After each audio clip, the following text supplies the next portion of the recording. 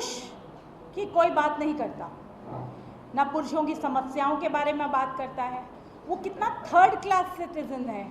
आप में से कुछ लोग यहाँ हंस रहे हैं, लेकिन ये हंसी तब बिल्कुल उड़ जाती है जब आपके घर में किसी की पुरुष के ऊपर कोई आरोप लग जाता है। तब आप वकीलों के पास भाग रहे होते हैं। वकील लाखों रुपए की मांग करता है, पुलिस स्टेशन भाग रहे होते हैं। दोस्तों को बताने से तो डरते हैं क्योंकि दोस्त तो मजाक उड़ाएंगे। बड़े सारे आप लोगों से जिनसे आपका परिचय होता है उनसे पूछते हैं, यार क्या करूं, फंस गए हैं बहुत बुरी तरीके से, अब समझ नहीं आ रहा है कि क्या करें। तो आप उस टाइम इतने अंधकार में होते हैं, तब ये हंसी दूर दूर तक कहीं झलकती नहीं है। और वो जो पुरुष होता है वो आप ही का भाई होता है, वो आप ही का बेटा होता है, वो आप ही का पति होता है या आप ही का पिता होता है। तो थोड़ा एम्पैथेटिक होइए, पुरुषों के लिए भी दर्द अपने सीने में रखिए। आप में से कई लोग ये सोच रहे होंगे कि मुझे ऐसी बात करने की क्या आवश्यकता पड़ी, मैं तो एक महिला हूँ। जाहिर सी बात है, हम महिला और पुरुष बाद में हैं। सबसे पहले हम ह्यूमन बीइंग्स हैं, एक इंसान है। और जो इंसान को दर्द होता है, वो किसी की भी प्रताड़ना अगर हो रही है, वो विक्टिम तो कोई भी हो सकता है ना, पुरुष भी हो सकता है, महिला भी हो सकती है, ट्रांसजेंडर भी हो सकता है। तो मेरी सबसे बड़ी जो मांग है वो सरकार से यही मांग है कि जल्द से जल्द एक मेंस कमीशन बने। भारत में हर स्टेट में मेंस कमीशन बने। चूंकि मैं दिल्ली से हूं, तो मैंने दिल्ली के मालिक अरविंद केजरीवाल को 4 बार मिला, उनको गुहार लगाई, सर आप तो बड़ी बातें करते हो कि 70 साल में आपने सब कुछ बदल दिया। मैं आपकी इस बात से बिल्कुल यकीन रखती हूँ, आपने सब कुछ बदल दिया। अगर आप एक मेंस कमीशन भी बना दें दिल्ली में, और दिल्ली कैपिटल है, यहीं से शुरुआत करते हैं, भारतवर्ष की कैपिटल है ये, और राजधानी से शुरुआत होगी, इसकी तर्ज पे दूसरे स्टेट्स में भी बन जाएगा। उन्होंने मुझे हमेशा आश्वासन दिया कि हम तो आपके साथ खड़े हैं, केंद्र सरकार बनाएगी। अब केंद्र सरकार को भी लगातार गुहार लगाती रही हूं, किसी के भी कान में जूं नहीं रेंगती। किसी भी पॉलिटिकल पार्टी को कोई लेना देना नहीं है इस चीज से। उनको जब मिलो बंद कमरों में तो उनके पास एक जवाब होता है, बहुत ही सराहनीय काम कर रही हैं, करते रहिए, जरूर कुछ ना कुछ बदलाव आएगा। और आप बिल्कुल सत्य कह रही हैं, मेरी फैमिली में भी ऐसा हुआ है। बड़े से बड़ा लीडर ये चूकता नहीं है बोलते वक्त, लेकिन कमरे से बाहर निकलने के बाद उससे कुछ भी पूछा जाए तो वो मानो भूल जाता है। एवरी पॉलिटिकल पार्टी जो है वो रैट रेस है वुमन अपीजमेंट की। मुझे महिलाओं की अपीजमेंट करने में बहुत बहुत परेशानी है। क्यों की जाए किसी की अपीजमेंट, पर इनकी रैट रेस दिन रात चालू रहती है। ये अपीजमेंट की राजनीति खेलते हैं, ये समानता की बात करते ही नहीं कभी। मेरी सिर्फ और सिर्फ एक ही तो मांग है इनसे, 1 नेशन 1 लॉ, चाहे वो पुरुष हो, चाहे महिला हो, चाहे ट्रांसजेंडर। और दूसरी मांग है कि जल्द से जल्द एक मेंस कमीशन बने। क्यों नहीं होना चाहिए मेंस कमीशन? पत्रकार भाइयों आप बताओ, क्या नहीं होना चाहिए? मेंस कमीशन बनाने के लिए सबसे पहले तो महिलाओं को आगे आना चाहिए, क्योंकि दिन और रात महिलाएं ही बोलती हैं इक्वालिटी चाहिए, इक्वालिटी चाहिए, इक्वालिटी चाहिए। तो इक्वालिटी अगर चाहिए तो कम से कम मेंस कमीशन के लिए सरकार से मांग तो करिए। पुरुषों के लिए भी तो इक्वालिटी होनी चाहिए ना, उनके लिए एक फुल फ्लेज मिनिस्ट्री भी होनी चाहिए। वुमेन एंड चाइल्ड मिनिस्ट्री में करोड़ों अरबों रुपया आता है, लेकिन 80% जो टैक्स पेयर्स हैं वो पुरुष हैं, उनके लिए तो कोई मिनिस्ट्री ही नहीं है, 1 रुपये का फंड नहीं है, कोई कानून नहीं है। महिलाओं के लिए तो 50 कानून है, पुरुषों के लिए कोई कानून नहीं है। तो मेरी बहुत बहुत ही एक ज़रूरी जो है मांग है सरकार से, सरकारें तो आती जाती रहती है, सभी सरकारों से मेरी एक ही एक मांग है कि जल्द से जल्द भारतवर्ष में पुरुष आयोग बनाया जाए। जिससे कि उनके भी आंकड़े इकट्ठा किया जाए। ओल्ड एज होम्स में मैंने सर्वे किया है जहाँ पे ज़्यादातर पुरुष होते हैं। एक्सीडेंटल डेथ्स ज़्यादातर पुरुषों की होती है। जितने भी फर्जी केसेस हैं वो ज़्यादातर पुरुषों पे होते हैं। अब आते हैं, हम बात करते हैं 498 के। 95% 498 मिसयूज होता है। यहाँ तक कि सुप्रीम कोर्ट ने यह कह दिया कि यह लीगल टेररिज्म है। लीगल टेररिज्म सुप्रीम कोर्ट ने बोल लिया, फिर भी कोई बदलाव नहीं आया। हमारी सिर्फ और सिर्फ सरकार से, जो यूपीए की सरकार इस कानून को लाई थी, उनसे हम मिले, हमने बात करी, हमने कहा कि इस कानून को खारिज करिए। अगर आप खारिज नहीं कर सकते तो कम से कम इसमें एक मिसयूज क्लॉज डाल दीजिए। अगर हम सब कहते हैं ना कि बलात्कारी को सजा दी जाए, कहते हैं ना हम, तो फॉल्स अक्यूजर भी तो उतना ही बड़ा बलात्कारी है। जो फॉल्सली किसी को अक्यूज कर रहा है, जो झूठा आरोप लगा करके किसी की जिंदगी तबाह कर रहा है, किसी की लाइफ को रुइन कर रहा है। और सिर्फ एक पर्सन की लाइफ रुइन नहीं होती, पूरी फैमिली की और एक्सटेंडेड फैमिली की भी लाइफ रुइन होती है। तो कोई एक के ऊपर आरोप नहीं लगाते, और जिस परिवार के ऊपर आरोप लगता है उसे ना दिवाली, दशहरा या गुरुपुरब कुछ याद नहीं रहता। उसको सिर्फ याद रहता है कोर्ट की डेट। रात को भी उसे वकील का चेहरा दिखता है। पैसे मांगेगा सुबह तो वकील, जब तक पैसे ना दिए वकील साहब तो बोल देंगे टेबल पे पैसे रख, तब उठ के जाऊंगा। और पैसे मेरे पास है नहीं, क्योंकि जैसे ही केस लगा मेरे ऊपर, चाहे वो झूठे बलात्कार का केस हो, चाहे वो छेड़छाड़ का हो, चाहे दहेज का हो, किसी भी प्रकार का पुरुष के ऊपर जैसे ही केस लगता है उसकी नौकरी चली जाती है। पहले दिन ही उसे ऑफिस से बाहर का रास्ता दिखा दिया जाता है। तो जैसे ही आपकी नौकरी चली गई, आपकी सोर्स ऑफ इनकम ही नहीं रही, भाई बहन भी मुंह मोड़ लेते हैं। वो बेइज्जती का हवाला देते हुए उस लड़के से मुंह मोड़ लेते हैं। माँ बाप भी परेशान हो जाते हैं जब इन्हें कोर्ट में जाना पड़ता है, जब उन्हें पुलिस स्टेशन में हैरेसमेंट होती है। मैंने ऐसे ऐसे माता पिता रोते बिलखते हुए देखे हैं, रात के 12-12 बजे फ़ोन करते हुए देखे हैं, जिन्होंने कहा कि बहू ने मुझको घर से बाहर निकाल दिया। तो ये बताइए मुझे, बहू सताए तो बूढ़े माँ बाप कहाँ जाएं? उनकी है कहीं सुनवाई? अगर मैं किसी विक्टिम को बहुत प्यार से समझाती हूँ और उसे कहती भी हूँ कि पुलिस स्टेशन जा, तेरे साथ तेरी वाइफ ने मारपीट करी है, जा अपनी केस दर्ज करा, तो पुलिस स्टेशन में उसका अट्टहास किया जाता है, उसकी हंसी उड़ाई जाती है और उसे घर वापस भेज दिया जाता है। कितना अन्याय है ये। इस अन्याय के खिलाफ मैंने भरपूर कोशिश की आवाज़ उठाने की, और जब जब भी यह अन्याय किसी पुरुष के साथ हुआ है, मैं उस फैमिली के साथ खड़ी हुई हूँ।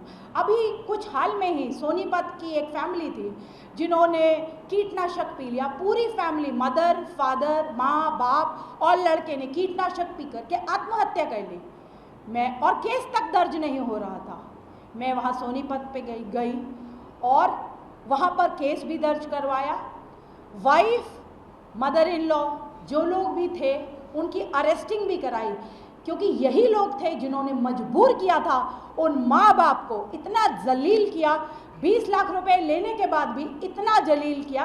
ये मैं हाल का एक किस्सा आपको इसलिए बता रही हूँ कि क्या हमारा देश ऐसा है जिसमें हमारे सीनियर सिटीजन्स, भोले भाले माता पिता बच्चे को बड़ा करते हैं, पढ़ाते हैं, लिखाते हैं, क्या इस दिन के लिए कि माता पिता को जेलों में ठूस दिया जाए, माता पिता के साथ दुर्व्यवहार हो पुलिस स्टेशन में?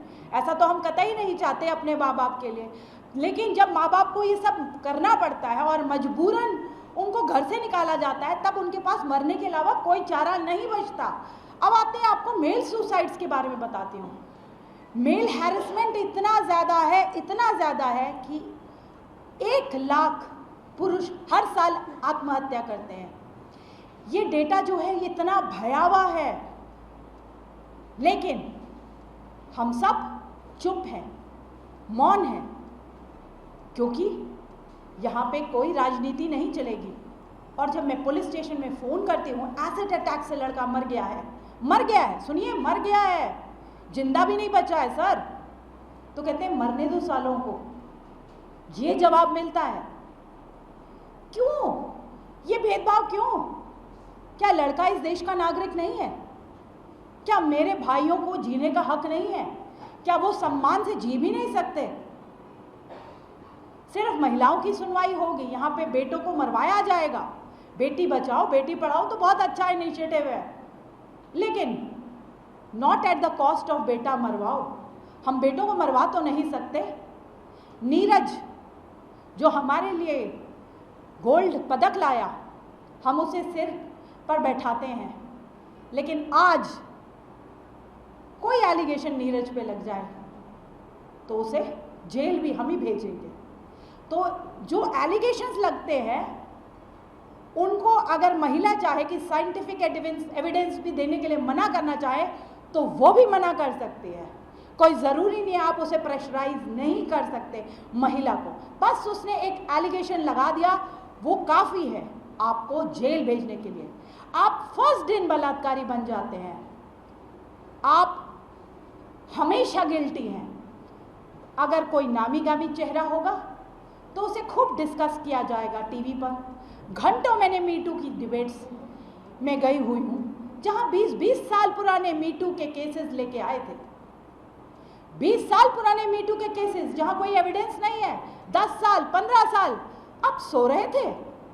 आज आपकी निद्रा खुली है, आज आपने सोचा कि अपना करियर रिवाइव करना है। ये तनुश्री दत्ता के लिए है। आज आपने सोचा करियर रिवाइव कैसे किया जाए, तो अपने बड़े बड़े नाम ले लिए, विवेक अग्निहोत्री, नाना पाटेकर, गणेश आचार्य, बड़े बड़े नाम ले लिए। मैंने तनुश्री दत्ता से ये पूछा, आमने सामने बैठी हुई थी, उनसे मैंने पूछा, मैडम एक बात बताइए, स्पॉट बॉयज़ और कैमरामैन नहीं करते मीटू? वो बेचारों के पास पैसे नहीं है, इसलिए ये बड़े बड़े नाम ले लिया आपने, इसलिए आपको मीडिया बैठाएगी और आप मीटू के सहारे के पैसे कमाएंगे। ये तो बहुत अच्छा तरीका है।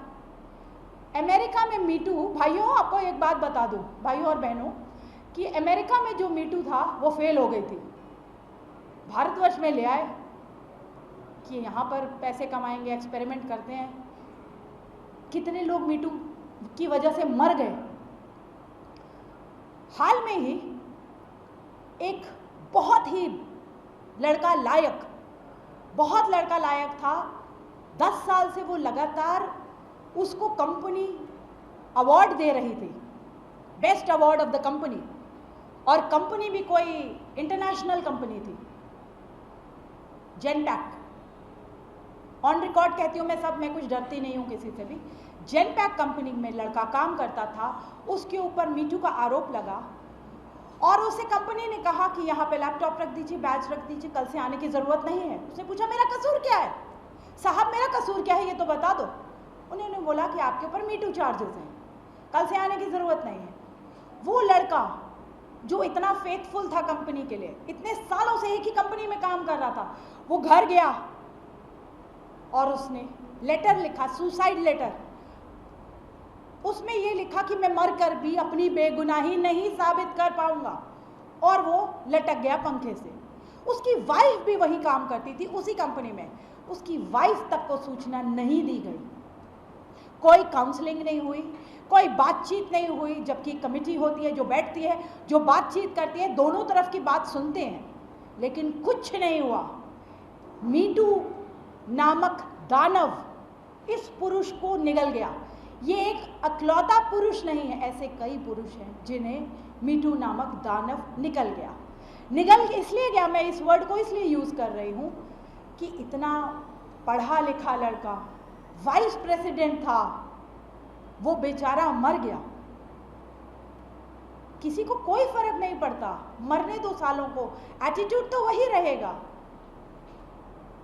अभी आपने हाल में ही सुना होगा यूपी के विष्णु तिवारी 20 साल जेल रह के आए हैं। विष्णु तिवारी आप जानते होंगे सब लोग, 20 साल जेल में काटी, जबकि 20 साल बाद जब उनको एक्विटल मिला है रेप केस से, for a crime he never did, उन्होंने कभी बलात्कार नहीं किया दोस्तों, उन्होंने कभी कुछ गलत काम नहीं किया था, लेकिन उन्हें 20 साल जेल हुई और अभी इलाहाबाद हाई कोर्ट ने उन्हें एक्विटल दिया। इस दौरान उनके माँ बाप, भाई बहन, फैमिली में जो लोग थे सब मर गए। सोचिए कितनी यातनाएं झेली होंगी उन्होंने जेल में। सर्वजीत जो कि तिलक नगर की रेड लाइट पे खड़ा था, लड़की कहती है घर जा करके एक फेसबुक पोस्ट पे लिखती है कि इसने मेरे मोलेस्टेशन कर दिया है। रेड लाइट पे तिलक नगर की आमतौर पे 100 लोग हमेशा होते हैं, बहुत रेड लाइट पे भीड़ होती है। ये दिल्ली का किस्सा है, कैपिटल का। लड़का घर जाता है, फोन आने शुरू हो जाते हैं पुलिस के, पुलिस पकड़ने घर आ जाती है। वो कहता मेरा क्या कसूर है, मैं तो बाइक पे खड़ा था, मैं तो किसी लड़की को जानता भी नहीं, मैंने मोलेस्टेशन कब कर दिया ये तो मुझे खुद को मालूम नहीं है। पुलिस उसे उठा लाती है। 6 साल कोर्ट का केस लड़ा है लड़के ने, 6 साल। लड़की तुरंत कनाडा भाग गई, एक भी कोर्ट डेट पे नहीं आई। ऐसे हजारों केसेस हैं। विकास सचदेवा विस्तारा एयरलाइन में ट्रैवल कर रहा था, शायद आप लोगों ने वो केस भी सुना होगा। जायरा वासिम दंगल के हीरोइन कहती हैं कि विकास सचदेवा ने उनके साथ मोलेस्टेशन कर दिया। बिजनेस क्लास में ट्रैवल कर रहे थे। पत्रकार भाइयों, आप लोगों ने भी बिजनेस क्लास में कभी शायद ट्रैवल किया हो। कितना लेग स्पेस होता है वहाँ पे। अरे और चलिए मैं तो कह रही हूँ कि मैं मान भी लूँ कि उन्होंने मोलेस्टेशन किया, तो वहाँ पे बताओगे ना, क्रू मेंबर्स को पता नहीं, को पैसेंजर्स को पता नहीं, आपके साथ बैठे किसी लोगों को पता नहीं है, आपका रिएक्शन हो जाएगा ना। अगर आपके ऊपर मोलेस्टेशन हो रहा होगा कि आप एंजॉय करोगे इसे और घर जाओगे इंस्टाग्राम पोस्ट पे लिखोगे। और मुंबई पुलिस सुपर एक्टिव, उनको घर से उठा लाई रात के 1 बजे और हैंड ग्लव्स करके उसको कसाब से भी बुरा ट्रीटमेंट मिला है जेल में। कितना बड़ा क्रिमिनल था वो कहता, लड़का कहता है मैं तो मैयत से आ रहा था भाई, मुझको कुछ नहीं पता। मान लो गलती से पैर छू भी गया हो मेरा, तो मेरा कोई इंटेंशन नहीं था। पहली बात तो इतना लंबा उसका पैर हो ही नहीं सकता, अगर हो तो उसे जिम्नास्टिक्स में इंडिया से खेलना चाहिए, क्योंकि बिजनेस क्लास में बहुत स्पेस होता है। तो ये फैक्ट्स क्या जज साहब को नहीं दिखते? आ गए जज साहब। वो जज साहब तो खुद ही नहीं सुरक्षित इस देश में, आम आदमी का क्या हाल होगा? जस्टिस गोगोई, अरे जस्टिस साहब ही नहीं सुरक्षित तो आम आदमी बेचारा क्या करेगा? वो कौन सा दरवाजा खटखटाए, वो कहाँ जाए? मरने के अलावा उसके पास क्या है? कोई भी है उसके पास कोई हल ही नहीं है। जस्टिस गोगोई को 17 दिन में क्लीन चिट मिल गया। मेरे भाइयों को 17 साल लग जाते हैं, पूरी जिंदगी बर्बाद हो जाती है। और कलंक, ऐसा कलंक लगता है परिवार पे कि जो दूसरे भाई बहन होते हैं, छोटे भाई बहनों की शादी नहीं होती। तो ये कैसा महिला सशक्तिकरण हुआ कि जो पुरुषों की तो जान ले ही रहा है, लेकिन वहीं की जो नंदे हैं उन्हें भी गिरफ्तार किया जाता है, उनको हैरेस किया जाता है, उनकी विवाह में अड़चन आती है। तो ये कैसा महिला सशक्तिकरण है? महिला सशक्तिकरण में सबसे पहले क्या जो नंद है वो महिला नहीं है, जो सास है वो महिला नहीं है। तिहाड़ जेल में एक बैरक है जिसमें हजारों की संख्या में सासें और नंदे बंद हैं। क्या कभी हमने उनके बारे में सोचा है? सबसे ज्यादा अगर प्रताड़ना होती है तो वो माताओं और पिताओं के साथ होती है। आपने भी पिता बनना है, आपने भी मां बनना है। याद रखिए, आज जो लोग चुप हैं वो सोच लीजिएगा कि फ्यूचर आपका भी यही होने वाला है। अगर आपने अभी आवाज नहीं उठाई, जल्द से जल्द पुरुष आयोग के लिए अपनी आवाज उठाइए, क्योंकि मेरी तो गुहार लगाती रही सेंटर से भी, सभी से, कोई भी नहीं बना रहा था तो मुझे ही पुरुष आयोग बनाना पड़ा। मैंने रोल मॉडल बना दिया, तैयार कर दिया। मैं कितनों की मदद कर सकती हूँ भाई लोगों? मुझे तो रोज रात को कितने ही सुसाइडल कॉल्स आते हैं, बेचारों के साथ घंटों बात करना पड़ता है और उन्हें समझाना पड़ता है कि suicide is not a solution. Suicide करने से आपको कुछ भी हासिल नहीं होगा भाइयों। सुसाइड ना करिए, आप लोग जीने की कोशिश करिए, केस को फाइट करिए। हम आपके साथ हैं, हम आपको लीगली भी हेल्प करेंगे, हम आपको इमोशनली भी हेल्प करेंगे। मैंने कुछ केसेस में आउट ऑफ द वे जा करके फाइनेंशियली भी हेल्प किया हुआ है। आप सबको पता होगा जोमेटो वाला केस, आपने देखा होगा कैसे जोमेटो का लड़का गया था डिलीवरी करने और उसके बाद उस बात का कितना बतंगड़ बनाया गया कि मेरी नाक तोड़ दी। स्विगी के साथ भी अभी हुआ मारपीट, ड्राइवर के साथ लखनऊ में जहां 22 थप्पड़ मारे लड़की ने। हमने काफ़ी इसकी बात को लिखा ट्विटर पे, सीपी साहब को भी जगाया, कॉल्स किए, बहुत सारे लोगों को हमने इस बारे में जागरूक किया कि लड़की ने 22 थप्पड़ मारे, लड़के का बेचारे सादत का कसूर क्या है? उस लड़के का नाम सादत था जो कैब ड्राइवर था और उससे फर्स्ट डे मैं कनेक्ट करती हूँ इन्हीं सभी विक्टिम्स के साथ, मेरी कोशिश होती है। और उनसे जब मैंने बात करी तो उन्होंने बताया कि मेरी छोटी बच्ची है, मेरी वाइफ है, वो सब बहुत रो बिलख रहे हैं, मेरा तो पूरा काम धंधा ख़त्म हो गया, अब मैं कभी कैब नहीं चला पाऊँगा, मेरी पूरी ज़िंदगी बर्बाद हो गई, मैं आत्महत्या कर लूँगा अगर इस लड़की को गिरफ्तार नहीं किया गया। उसने ये बात आज तक पे अनगिनत बार बोली होगी। कोई कार्रवाई नहीं, कुछ नहीं हुआ, लड़की की अरेस्टिंग नहीं हुई। क्या इसकी जगह अगर लड़का होता तो अरेस्टिंग नहीं होती? यहाँ पर उसका कोई कसूर नहीं था, फिर भी उसे लॉकअप में पूरी रात गुजारनी पड़ी। उसके भाई जो पता करने आए थे उन्हें भी लॉकअप में रात गुजारनी पड़ी। 10,000 रुपये भी पुलिस वालों ने उनसे ऐंठे, जो कि जब हमें पता चला तो हमने उन पुलिस वालों को भी सस्पेंड करवाया और सीपी साहब से हमने कार्रवाई करने की मांग करी, एफआईआर दर्ज करवाई। सबसे ज़्यादा जो नागपुर में है सुसाइड्स हो रही है। आपको मैं ये बता दूं कि तकरीबन 20,000 से थोड़ी सी कम सुसाइड जो है वो नागपुर में हो रही है और मैं लगातार मेल सुसाइड्स के ऊपर बात करती हूँ। और मैं आपको ये भी बता दूं कि आप में से कुछ लोग बोलेंगे कि इसमें फार्मर सुसाइड्स भी है।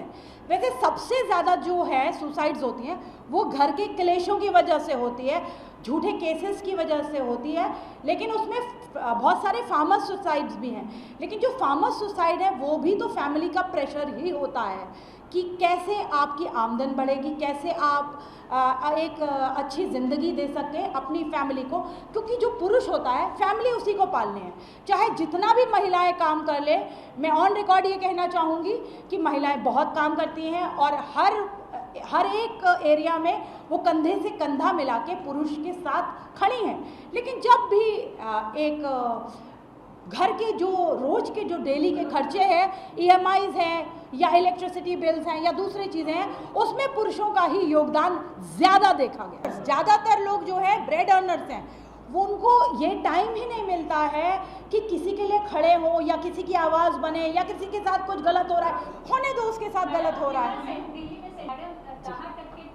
अत्याचार होता, लेकिन 90% महिलाओं पर इस देश में अत्याचार होता है, चाहे वो घरेलू हिंसा हो या फिर समाज में हो। तो इसके प्रति आपका क्या कहना है? Times have changed. Domestic violence males के ऊपर बहुत बढ़ गया। अभी थोड़ी दिन पहले ही कोविड टाइम्स में महाराष्ट्र के चीफ मिनिस्टर साहब ने ट्वीट किया था कि महिलाओं के साथ बहुत डोमेस्टिक वायलेंस हो रहा है। तो मैंने उन्हें पत्र लिखा था, ईमेल भी लिखी थी और ट्विटर पे भी लिखा था कि सर आप गलत हैं। बच्चों के साथ, सीनियर सिटीजन्स के साथ, माताओं बहनों के साथ, पुरुषों के साथ, पिताओं के साथ, सबके साथ डोमेस्टिक वायलेंस हो रहा है, ना कि सिर्फ महिलाओं के साथ। समय बदल गया है, आप भी इस बात को समझिए। डोमेस्टिक वायलेंस एक ईविल है, हमें फाइट करना चाहिए। वायलेंस किसी भी तरीके से नहीं होना चाहिए। अब मेरा मेन मुद्दा भी है, एक था जिसके लिए मैं नागपुर आई थी, जो कि आप लोगों को अभी बताना रह गया है, marital rape. Marital rape law के ऊपर एक कानून आ रहा है जिसका डिस्कशन दिल्ली के हाई कोर्ट में चल रहा था।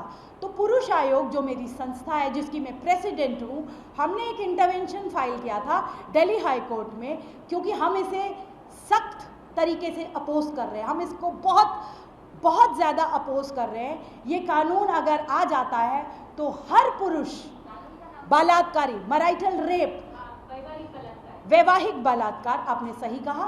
अगर ऐसा कानून हमारे देश में आ जाता है तो सभी पुरुषों को बलात्कारी बना दिया जाएगा। वो दिन दूर नहीं है जब हमें जेलों में ठूसना पड़ेगा सभी हस्बैंड्स को, क्योंकि लेट मी कंप्लीट पुरुषों को कैसे अपना साबित करेंगे कि उन्होंने बलात्कार नहीं किया, ये कॉन्सेक्सुअल सेक्स था, वाइफ की सहमति से सेक्स किया था, ये कोई भी पुरुष कैसे साबित करेगा? क्या कैमरा लाएगा?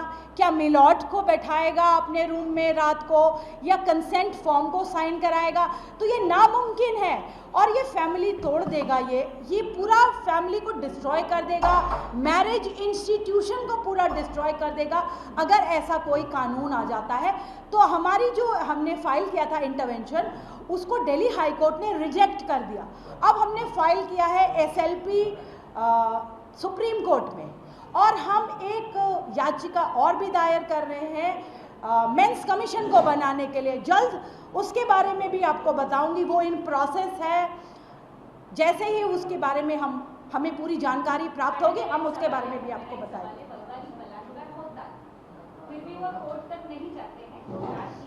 वैवाहिक बलात्कार उसमें महिलाओं को, वाइफ्स को पहले ही प्रोविजन है, उनको पहले ही डिवोर्स मिल जाएगा, उन्हें एक और कानून की कोई ज़रूरत नहीं है।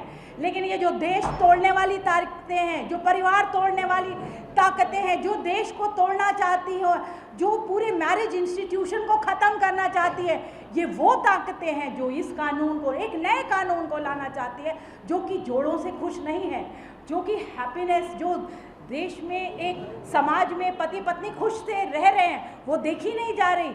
वो वेस्ट से आया हुआ एजेंडा को भारतवर्ष में थोपने की कोशिश करते हैं, जिससे परिवार टूटेंगे। जब परिवार टूटेंगे और उनको इस काम के लिए फंडिंग आती है, हमारे जैसे लोगों को कोई 1 रुपया भी नहीं देता, हम दिन रात काम करते हैं इस मुद्दे पे। मैं ऐसा नहीं कह रही कि आप तो दीजिए, मेरी कोई मंशा नहीं, आपसे कोई पैसे वैसे नहीं मांग रही, लेकिन ये एक बात निकल के आई है कि हमारे जैसे लोग जो दिन रात काम करते हैं उन्हें कुछ नहीं सोचते। लेकिन जो भारत को तोड़ने वाली ऐसी संस्थाएं, RIT फाउंडेशन, जो कि एक ऐसे कानून के ऊपर लगातार काम कर रहे हैं, वो दिल्ली हाई कोर्ट के पास भी इतना टाइम है, वो घंटों बहस सुन रहे हैं, और वाइफ को, जो एक पवित्र बंधन है एक पति पत्नी का, उन्होंने इसको सेक्स वर्कर के साथ इक्वेट कर दिया। सोचिए स्थिति कितनी भयावह होती जाएगी। जागिए, आप में से कुछ लोगों को मैरिटल रेप के बारे में कुछ नहीं पता, आप सिर्फ ये सोचते हैं अच्छा महिलाओं के लिए कानून आ रहा है। 90% लड़के तो सुनते हैं कि महिलाओं के लिए बना दो, जल्दी बना दो, अच्छा है महिलाओं के लिए बन जाना चाहिए। वो बेचारे खुद के बारे में कभी सोचते ही नहीं है। मर्द को भी दर्द होता है, उसके पास भी बहुत इमोशंस हैं, लेकिन हम ये सोचते हैं कि अरे इनके बारे में क्या है, हमको सिर्फ अपने बारे में सोचना चाहिए, हमको सिर्फ अपने कानून लाने चाहिए, हमारे पास 49 लॉज है, निकल एक और बन जाना चाहिए। और रिजर्वेशन, किस बात की रिजर्वेशन? हम तो खुद इक्वालिटी की बात करते हैं, पार्लियामेंट में कौन सी रिजर्वेशन? ये बहुत सारी महिलाएं मेरे साथ डिस्कशन में होती हैं, कई बारी टीवी डिबेट्स में, वहाँ पर बोलती हैं कि हमें रिजर्वेशन चाहिए। तो मैं उनसे बोलती हूँ क्यों चाहिए? अगर आपके अंदर कैलिबर है तो अपने आप पहुँचिए ना, क्यों चाहिए आपको रिजर्वेशन? और आप ही तो बोलती हैं ना कि हमें इक्वालिटी चाहिए, तो आप करिए ना रैली, करिए, लोगों के साथ मिलिए जुलिए, अपनी कैपेबिलिटी को साबित करिए और अपने कैलिबर के ऊपर आप जाइए और पार्लियामेंट में पहुंचिए। जो कहते हैं रिस्पेक्ट वुमन, क्यों? Why not man, why not transgenders? क्यों सिर्फ महिलाओं की रिस्पेक्ट होनी चाहिए? सबकी रिस्पेक्ट होनी चाहिए। मैडम, कितने % पुरुषों के ऊपर इस देश में अत्याचार हो रहा है? देखिए, बहुत सारे फर्जी केसेस हैं, जिसमें 498 में 95% जो केसेस हैं फॉल्स हैं, और जो दहेज प्रताड़ना के ऐसे बहुत सारे केसेस, बलात्कार के 80% केसेस जो होते हैं वो फर्जी होते हैं। क्योंकि क्या होता है, आपस में जानकारी होती है और वो जा कर के जहाँ भी घूमते फिरते हैं आराम से, और माय बॉडी माय चॉइस के नाम पे आपको पता ही है कि क्या क्या उतारने के लिए लोग तैयार हैं, और कॉन्सेक्सुअल सेक्स है, कहीं भी जाओ किसी को भी मिलो। लेकिन जिस दिन कोई भी मतभेद हो गया, लड़ाई हो गई, गिफ्ट नहीं मिला, तो उस दिन आपके ऊपर बलात्कार का केस आ जाएगा। लेकिन जिस दिन भी बलात्कार का केस आएगा, ये जितने भी सोशल मीडिया के हैंडल्स है उसमें आपको बलात्कारी बना दिया जाएगा, वहाँ पर डिजिटल लिंचिंग होगी। पुरुष और महिला में कोई लड़ाई नहीं होनी चाहिए, ये पूरक है और दोनों को एजुकेट करने की ज़रूरत है। सेक्स एजुकेशन की स्कूलों में बहुत ज़्यादा ज़रूरत है। जल्द से जल्द एक मेंस कमीशन बने, भारत में हर स्टेट में मेंस कमीशन बने।